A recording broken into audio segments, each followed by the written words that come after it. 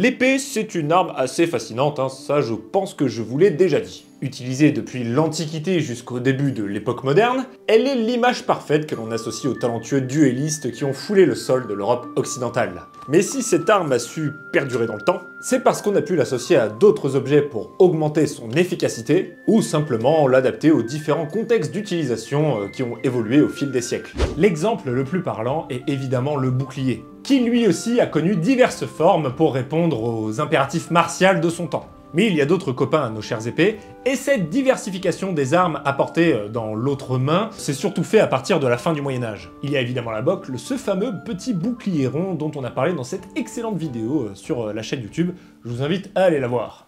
Bah, c'est un bouclier du coup. Oui, mais c'est pas pareil, il est petit.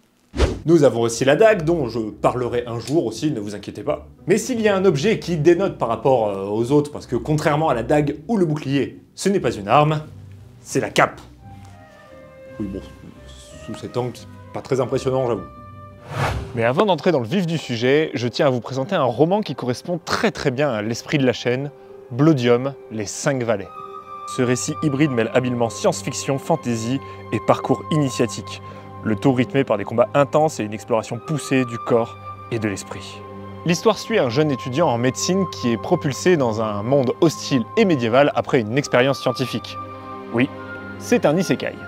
Sans préparation, il doit rapidement maîtriser les arts martiaux pour survivre. Épée, dague ou couteau de lancer, chaque arme devient cruciale. Et chaque combat forge un petit peu plus son caractère. La force du roman vient de son écriture immersive. Chaque coup porté et chaque goutte de sueur est palpable. Et on ressent physiquement la progression du héros dans cet univers impitoyable. Et on sent du coup qu'il y a eu un travail très particulier sur l'aspect martial de l'œuvre qui est vraiment au centre du propos. Et ça, ça fait toujours plaisir. Et ce qui donne toute la singularité de Blodium, c'est aussi l'étrange matériau qui est au cœur de l'histoire. Le Blodium, justement. Lorsqu'il est forgé en arme, le Blodium crée une sorte de connexion avec son porteur, amplifiant ses capacités physiques et affinant sa perception du combat. Cette harmonie a pour but de faire un rappel, mais beaucoup plus clair, de la perfection et la subtilité que les artistes martiaux veulent atteindre avec leurs outils. L'auteur, W.H. Lornell, âgé de 40 ans, exerce à la base une profession qui n'a rien à voir avec romancier. Blodium, les 5 Valets est donc son tout premier roman, le fruit d'un travail acharné entrepris il y a plusieurs années. Et après moult efforts, il livre enfin une version aboutie pour laquelle il est particulièrement fier. Ce livre marque le début d'une trilogie prometteuse et la suite ne devrait pas tarder à venir. La version brochée est disponible à 15,99 € sur Amazon et la version e-book à 2,99 €, sauf pendant 5 jours où l'auteur offre la version e-book, donc profitez-en, les liens sont en description. Si vous aimez les récits percutants qui se veulent réalistes dans leur combat, riches en questionnements sur l'identité et notre perception de la réalité, je suis convaincu que Blodium, les 5 Valets saura vous captiver autant qu'il a pu me captiver. Je vous remercie infiniment. Et retournons à la vidéo. La cape, et par extension le manteau parce qu'il répond à la même fonction, est un objet extrêmement courant au XVIe et XVIIe siècle. C'était en plus une période un peu plus froide en Europe, et on voit clairement que peu importe les classes sociales, du clodo moyen aux riches nobles, tout le monde portait des capes et des manteaux, de différentes natures et de différentes formes, tout simplement parce que c'était un indispensable pour survivre, ou en tout cas vivre un minimum décemment. Mais nous allons voir qu'en plus de se protéger du froid et d'être un accessoire de mode, c'est aussi un objet parfois fort utile pour se protéger d'un coup d'épée dans la gueule. Le maître d'armes modénois Giacomo di Grassi dit d'abord que l'utilisation de la cape en combat est complètement fortuite. En effet, étant donné que de nombreuses personnes se baladaient avec, et qu'ils ont malheureusement parfois été sujets à des agressions, il s'est avéré que la cape était excellente pour se défendre face à ces vils manants qui voulaient les déposséder de leur bourse. Par la suite, cet usage s'est donc distingué comme une véritable manière de se battre à part entière, et le combat à l'épée et la cape est devenu un art de combat à proprement parler, notamment en Italie où des maîtres d'armes comme Fabrice et Giganti écrivent beaucoup à ce sujet. Donc globalement, même si tous les maîtres d'armes ne sont pas d'accord, mais ça on va y venir après, cet enseignement s'est donc plutôt normalisé. Certains maîtres d'armes disent d'ailleurs que la cape est plutôt pratique dans les endroits où la dague est tout simplement interdite. C'est-à-dire interdite? Bah oui, il y a des endroits où tu pouvais te trimballer avec ton épée, mais pas avec ton poignard.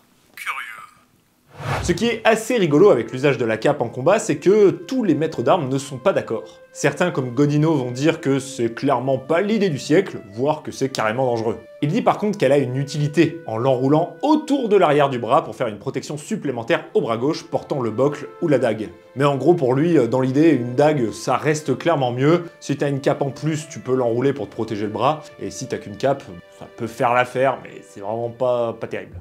En tout cas, en termes de matière, on est plutôt sur de la toile de laine. Mais on peut aussi trouver des capes à base de lin ou de soie. Ceci dit, il paraît que la soie, c'est pas foufou pour combattre avec, à cause de sa trop grande légèreté, et le maître d'armes Giganti dit d'ailleurs qu'il préfère ne pas l'utiliser plutôt que s'emmerder avec. Et je vous parle des capes, mais je vous ai dit que les manteaux pouvaient aussi répondre à cet usage. Je pense notamment aux ombrelines, manteaux fourrés originaires des pays de l'Est, mais aussi les kazakhs qui peuvent aussi être utilisés comme capes de combat. Les manteaux et les capes s'inscrivent donc comme des éléments de protection, et on peut même voir sur cette illustration de Pacheco que c'est un élément de protection dans les salles d'armes, enroulé autour du corps pour faire une sorte d'épaisseur de protection et ainsi se prémunir de blessures malheureuses. C'est un petit peu comme les vestes à MHE de l'époque finalement. C'est ça, mais bon, là on sort un petit peu de son usage en tant qu'arme. Revenons au sujet. Déjà, avec quelle épée on utilisait ça? Bah en fait, ça va dépendre du siècle. Au XVIe siècle, ça sera plutôt avec des épées de côté, comme on peut le voir dans les œuvres de Marozzo ou di Grassi. Et à partir du XVIIe siècle, on sera plutôt sur des rapières. Tu as toujours pas fait de vidéo là-dessus d'ailleurs. Oui, bah faut que je bosse le sujet, hein, parce qu'il y a beaucoup à dire là-dessus. Et pour rester sur le sujet de la cape, comment on la porte pour combattre avec? Eh bien, ça va dépendre de la cape, parce qu'elles sont plus ou moins longues et plus ou moins lourdes. Et ça dépend aussi, bien sûr, comment vous la portez à la base si vous vous faites agresser de manière complètement fortuite. Mais comme le disait le maître d'armes Giganti, il existe de nombreuses façons de tenir la cape, comme il existe d'hommes au tempérament varié. Voici donc comment tenir votre cape en fonction de votre tempérament. Le vénère, le joyeux,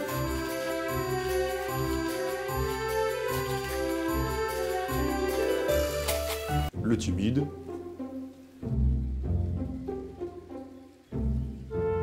l'audacieux,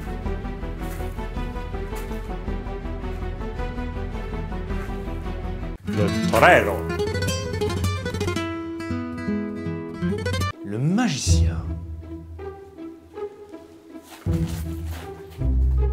Je suis pas sûr qu'il voulait spécifiquement dire ça, notre ami italien. ah bon, ok.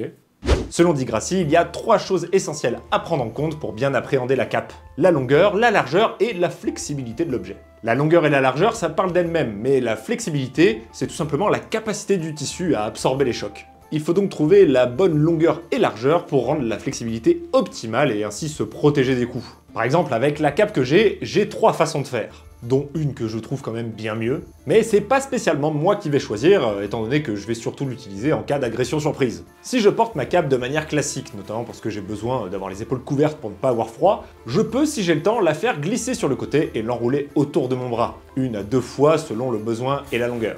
Mais il y a une autre façon de porter la cape que je trouve incroyablement stylée. C'est comme ceci, en demi-cape. Et là, je trouve qu'elle est idéalement placée pour l'enrouler rapidement autour du bras et laisser aussi une bien meilleure prise autour du bras pour mieux la maîtriser. Et enfin, ce qui reste le mieux, si par chance vous avez le temps de voir l'agression venir, vous pouvez retirer complètement votre cape pour l'enrouler autour du bras. Et là, on a plusieurs manières de faire qu'on va voir juste après. Bref, maintenant, on va essayer de faire un résumé de tout ce qui est dit sur la cape, mais il y a quand même énormément d'écrits, donc c'est très loin d'être exhaustif. Déjà, Giganti commence par dire qu'il est indispensable de savoir jouer de l'épée seule, parce que toutes les attaques, parades, ripostes et stocks se feront avec l'épée. Et du coup, en termes de garde, vous pouvez simplement prendre des postures d'épée seule avec la cape qui vous couvre la partie gauche du corps. Mais Giganti propose cette garde qui est effectivement pas mal, avec la cape enroulée tout autour du bras. Dans l'idée, avec cette posture, vous pouvez utiliser le bras protégé par la cape pour fortifier vos parades, car le risque pour votre bras est forcément moins élevé vu qu'il est protégé par une grosse épaisseur de tissu. De ce que j'en ai compris, j'ai l'impression que le maître d'armes Capoferro décrit quelque chose d'assez similaire, dans le sens que la cape est vraiment pratique pour sécuriser et renforcer ses parades. Et là où la cape peut être utile en parade seule, c'est pour se protéger la jambe.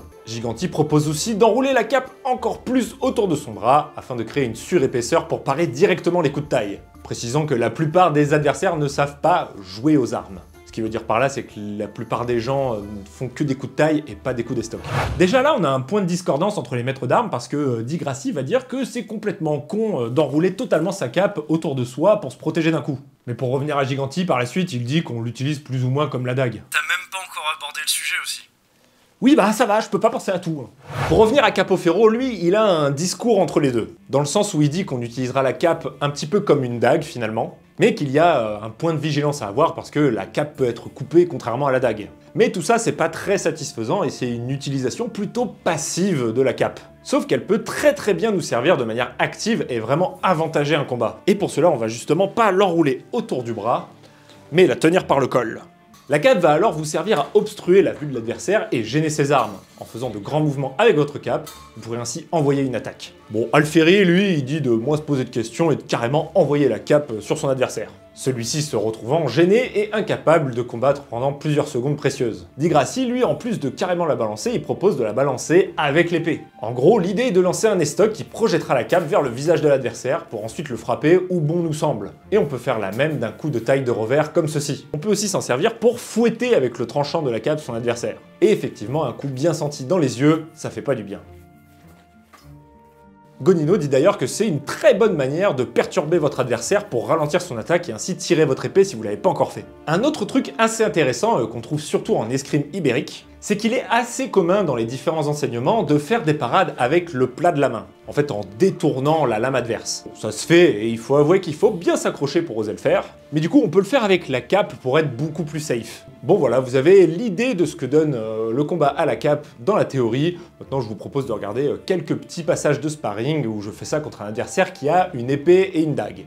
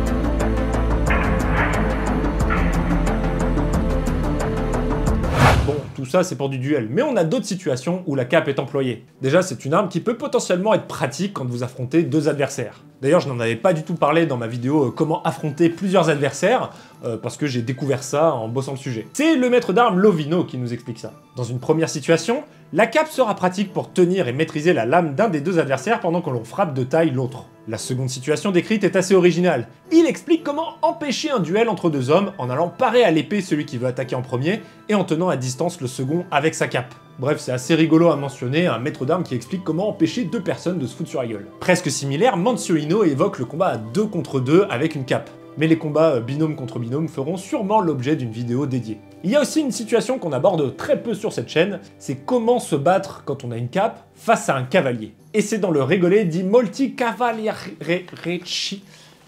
Le Regole di Molti Cavalierici et Cersiti. Je suis pas sûr que ce soit ça, mais...